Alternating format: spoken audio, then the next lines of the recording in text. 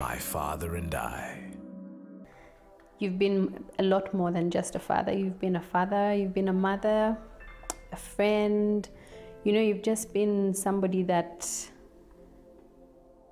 you've been a pillar. You know, just knowing that you've got somebody you can run to for a child means everything. And not everybody has had the opportunity to have a father. And I think that it's very necessary as a girl child to have a father figure.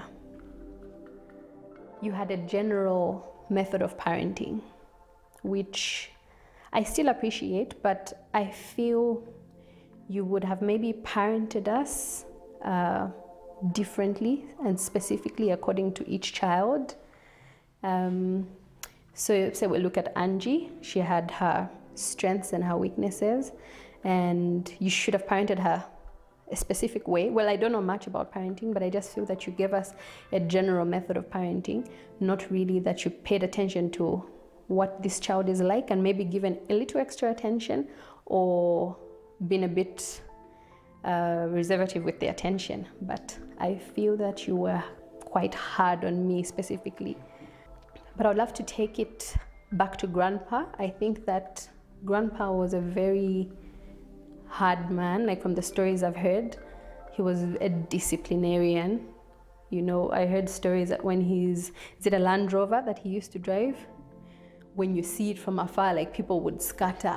Scamper in all directions.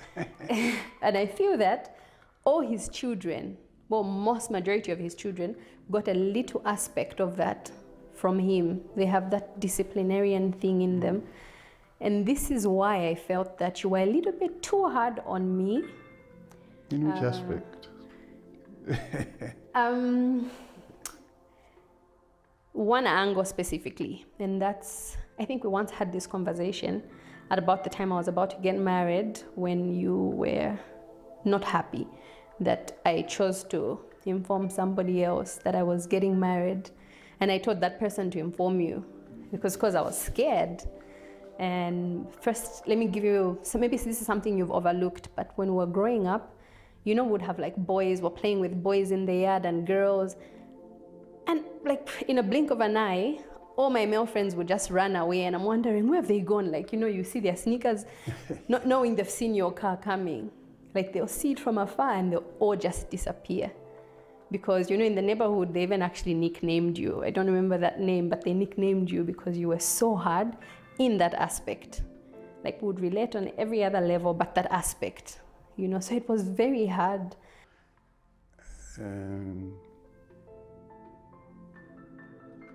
Has given results, good results, because I think that all of you girls, no one has gone astray as to worry everybody. There you are. You are now married and given me a grandson. Yeah, JJ, I love you, man. And yeah, then we have achieved something. Now you are grown. I am now in the back seat. You can now do your own thing. My father and I.